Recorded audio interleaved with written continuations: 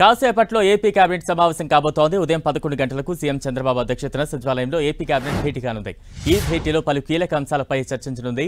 SIBP ఆమోదించిన 1,82,162 కోట్ల పెట్టుబడులకు మంత్రివర్గం గ్రీన్ సిగ్నల్ ఇవ్వనుంది.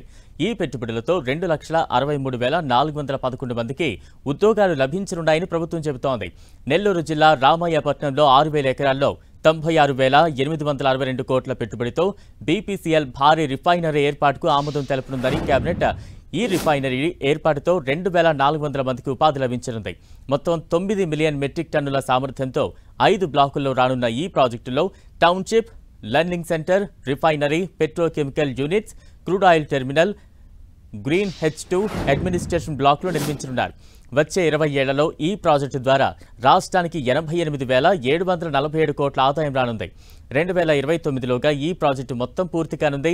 ఇక విశాఖపట్నంలోని మిలీనియం టవర్స్లో 2,08,280 చదరపు అడుగుల విస్తీర్ణంలో టీసీఎస్ 80 కోట్ల ఇన్వెస్ట్మెంట్కు ఆమోదం తెలుపనుంది.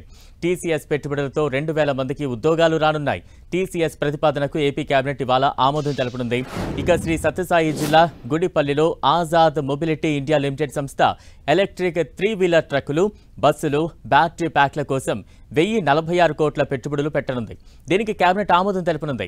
అంతేకాదు అనకాపల్లి జిల్లా రాంబిల్లిలోని 106 ఎకరాల్లో Balaji action bill well private limited సంస్థ పెట్టే 1,174 కోట్ల పెట్టుబడులకు కూడా మంత్రిమండలి ఆమోదముద్ర వేయనుంది. అలానే ఏపీలో కూటమి ప్రభుత్వం 6 నెలల పాలన పూర్తి కావడంతో పారిశ్రామికంగా దూకుడు పెంచుతోంది. క్లీన్ ఎనర్జీలో పెట్టుబడులు పెట్టేందుకు రాష్ట్రానికి భారీగా కంపెనీలు రానున్నాయి. కొత్తగా 5 సంస్థలు క్లీన్ ఎనర్జీలో 83,000 కోట్ల పెట్టుబడులతో వివిధ ప్రాజెక్టులను ఏర్పాటు చేయబోతున్నాయి. వీటికి కేబినెట్ సమావేశంలో ఆమోదం తెలుపనున్నారు. దీంతో క్లీన్ ఎనర్జీ రంగంలోనే 2,50,000 మందికి ఉద్యోగ, ఉపాధి అవకాశాలు కలుగుతున్నాయి.